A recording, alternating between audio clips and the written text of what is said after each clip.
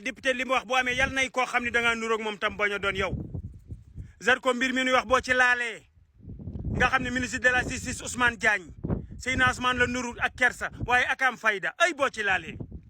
président Macky Sall benn côté rek laa ko nawe muy lim nekk woon ci réew mi di ko def ñim ko bokkaloon di ko def da leen a génne ci public ba ñëpp xàmmee leen mu doog a dem bàyyi leen fi